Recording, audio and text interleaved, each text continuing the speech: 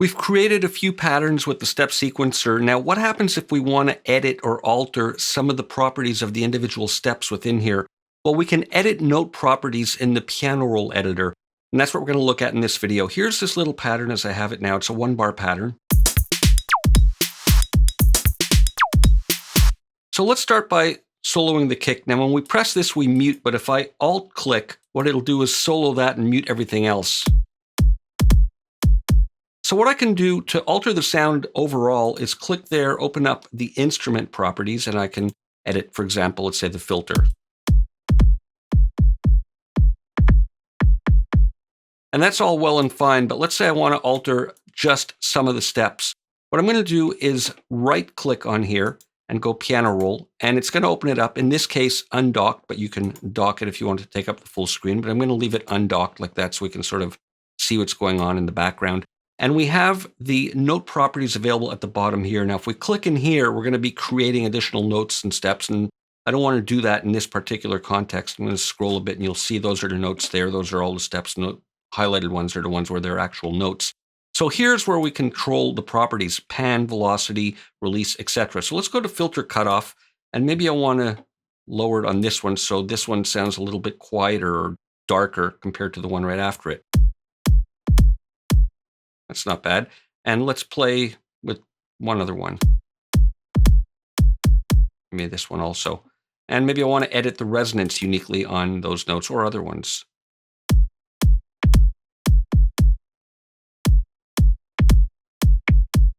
Let's give them a little bit different quality. And I can edit the pan or velocity of the individual notes if I want to, but I'm going to leave that as is.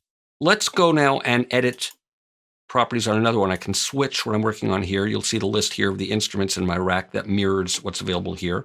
I'm going to go to this one, and now this will update and show us that. And this only has one step that's active. And again, I'm going to alt-click over here to shift the solo to that. And that's just that one note. So first thing I want to do is lower the velocity. And because there's only one note, I can just lower the volume here, and that actually will do the same thing. But I'm going to lower the velocity of this one note anyway, just for the sake of showing you how to do it. If I did have multiple notes, they could be at different velocities. And I want to play with the filter. I want to darken this one again. And maybe I want to change the pitch of it.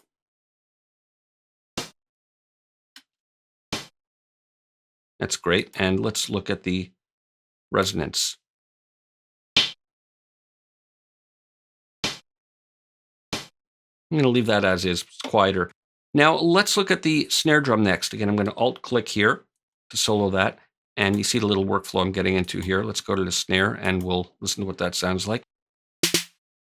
Okay, so first thing I want to do is change the cutoff on the little ghost note here so that it's quieter. And this one too. Kind of darker. And we can maybe change the pitch of one or more of them.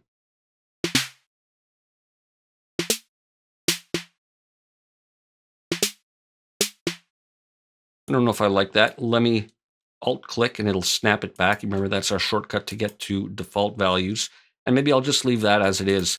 Now, let's go to the ice crack and the egg. Those are both percussive sounds. And what I want to do is alter some of the panning here. It was the wrong modifier. Here we go. Alt-click that. And I want to change the panning for the individual steps. I could pan all of them all together with this, but I'm going to do the individual steps so that they're moving. So let's go here to ice crack, and I'm going to switch this to note pan, and we can just move some of these around so we'll hear them moving side to side. That's great. And I can also edit if I want, for example, maybe the cutoff of one or more of them just to get them a bit darker. That's too dark. And let's then go to the next one, which is the egg. And again, I'll alt-click here. That brings them all back on, but I'll click again and I'll solo that one. And let's listen. Let's pan. I'm just sort of doing these at random. That's the egg. Oh, we're at filter cutoff there. Let's switch to pan.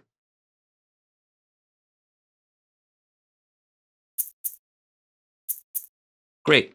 And one last one, this effect. Let's take a look at this and see if we can change the color of this one to start with, let's lower the pitch.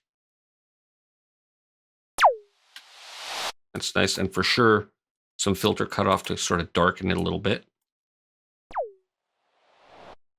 And the resonance will be nice to affect the tail of this.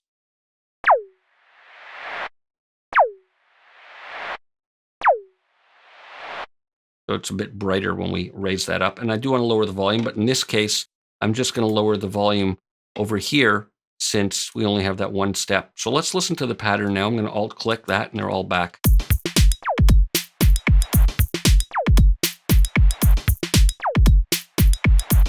So there we've added a lot more personality to the part. Another thing we could do, which I didn't get to, is on the shaker parts, let's alter some of the velocities as well so that they're not quite as even. There are the velocities over there. And we'll get a bit more dynamics that way. Some of them will be quieter than others. And we'll do the same thing with the egg, just on velocity. And that's the default one there. We can see it shaded in the background. So let's lower some of them and raise some of them so they're accents. And let's listen to that.